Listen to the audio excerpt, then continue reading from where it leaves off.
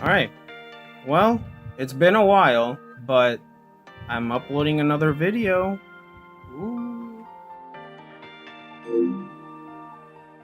So, this is my standard Royal Paladin deck that is updated with the new stuff from the Cyquelia Strife Mini Booster, aka Exculpate, and Novell, because every other thing in that set is just to bling your deck out and not worth it. First thing, Blime, you ride and draw. Then the new big boy, 3 Exculpate.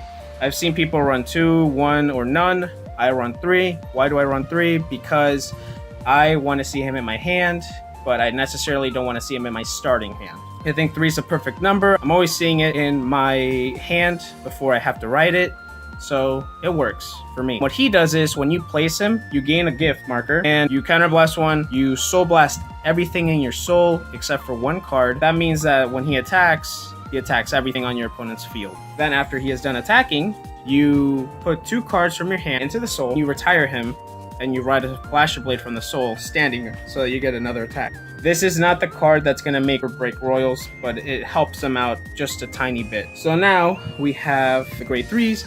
I run 4 Key of Knight's Alfred. I've seen people run 2 copies of him. I like 4 just because I like being on a 23k attacker. I think he's a really solid card to be on. And what he does is, he calls Blaster Blade for a counterblast and gives Blaster Blade 5k. And he gains 10k while on the field. He also gives you a gift marker. I run 1 Soul Saber, you Soul Blast 5 anytime before you attack, and you give 15k to the board. Her other skill is, when she attacks, you Soul Charge.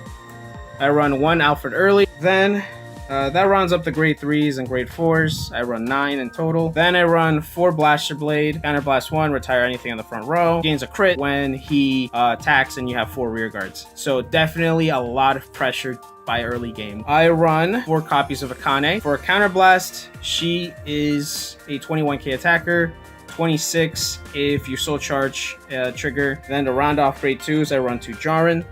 If you want to run 3, go ahead. I would take out an Exculpate for Jaren, but I still like having more Exculpate. I run 4 Wingle. I want to see Wingle when I have Exculpate on the board, so I have something to boost my Blaster Blade with. It's also a great booster when you call Blaster Blade with Alfred, and it's a high beast for Kane, so there's no real downside of running him. Alright, so this one's a meme, so, don't run this. Xenon, you look at the top card of the deck when he's placed. If it's the same grade as your Vanguard, write it. If it's not, throw it in the drop zone. If I were to take this deck to an actual event, it would be cut by another copy of this guy, Alan. For a Counterblast, when he's placed, you call a unit from your hand that's a grade equal to or less than your Vanguard.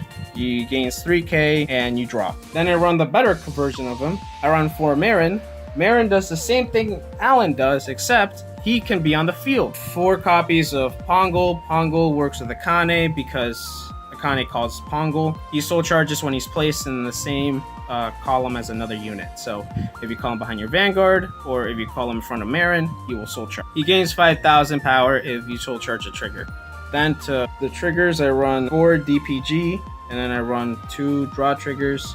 So in total, 6 draws, and then 6 crit. I run more Flogels than I do Eponas because Flogel's a high beast and works with Akane. Pretty simple stuff.